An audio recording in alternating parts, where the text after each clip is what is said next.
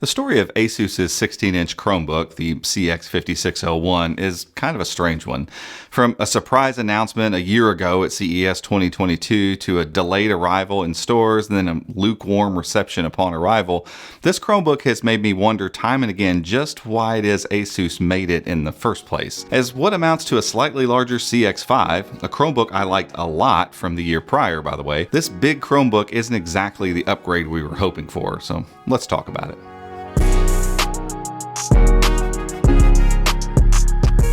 But before we get into that, this video is brought to you by Penoval. If you're looking for a USI pen for your Chromebook, you should really check them out. Penoval makes fantastic USI pens for Chromebooks, styluses for iPads and Surface devices that are well built, stylish, and come with a very reasonable price tag. Their latest model, the USI 2.0 stylus pen for Chromebook, comes with some really awesome features like fast USB-C charging, a solid replaceable cone-like pen tip, enhanced palm rejection, and magnets for secure storage on many Chromebooks. So far, this pen has worked on every USI-compatible Chromebook we've tried, including those pesky USI 2.0 only Chromebooks, and things just work across all sorts of apps with no setup needed whatsoever. With an all-aluminum build, this pen will hold up over time too, making it a constant companion even if you upgrade your Chromebook down the road. Bottom line, if you need a stylus for your Chromebook, we'd recommend checking out Penoval. Click the link in the description below to pick one up for yourself, and make sure to use our exclusive promo code 05unboxed at checkout to receive a discount on your purchase. But remember, this promo code expires on February 10th, 2023, so don't hesitate. So let's start with the positives.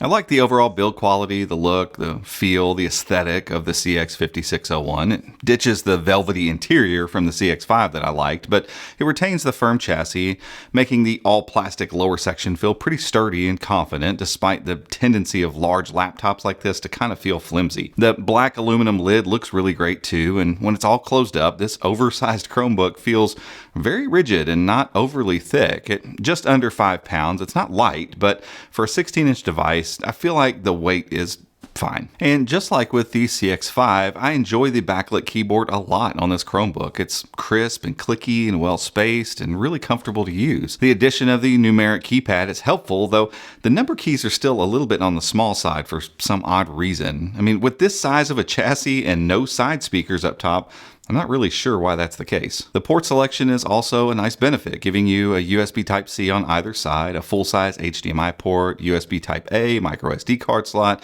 and a headphone microphone jack. And flanking all of those ports are 2 of the total 4 speakers on this Chromebook, and just like we all loved about the CX5, they deliver great sound.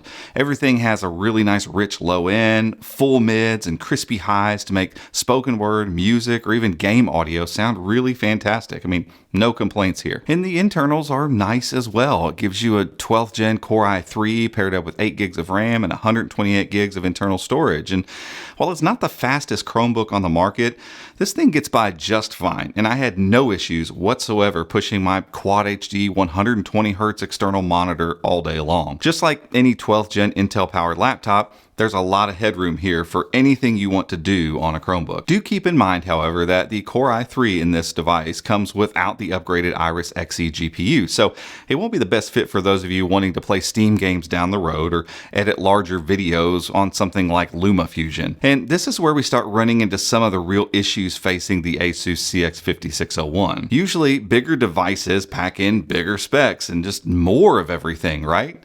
Well, sadly, that's just not the case here. My biggest and most critical gripe with this 16-inch Chromebook is by far the screen. I was turned off by it in our initial hands-on and unboxing, and I never got used to it. At 16 by 10, this 16-inch screen should be a fantastic productivity companion, but it fails in a few key areas. First off, it's only 1920 by 1200, so that means pixelation is visible on a lot of the screen elements. With a 16-inch measure, QHD is called for, and the lack of it here is felt all over the place. But to make matters worse, ASUS opted for a paltry 250 nits of brightness on this thing, and it just makes everything about this screen a little bit more painful. It struggles a bit near the window in our office where there's no direct sunlight, and in brighter environments, it just can't keep up. And for some odd reason, the color temperature is incredibly incredibly warm too. So even when looking at something like an all-white website like chromeunbox.com, the brightness struggles to ward off any glare from any lights around you. And while maybe not the yellowest display I've ever seen, I'd wager it is close. And there's nothing about this display panel that I like looking at. It's USI compatible, so I guess that's one good thing, right? The 1080p webcam situated above that poor display is equally middling, producing a really soft image and subpar dynamic range compared to more modern Chromebooks. Even on less expensive Chromebooks lately, the webcam can just adjust well to these different lighting scenarios with solid dynamic range.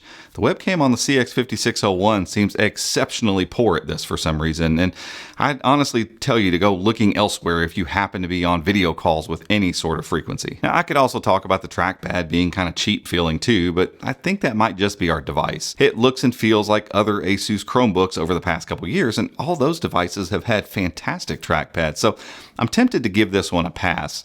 It works fine and it's smooth, but the click is just hollow and really cheap feeling, and it's been that way since our initial hands-on and unboxing. It's not a deal breaker per se, it's just an annoyance. And I think that's where I am with the CX5601.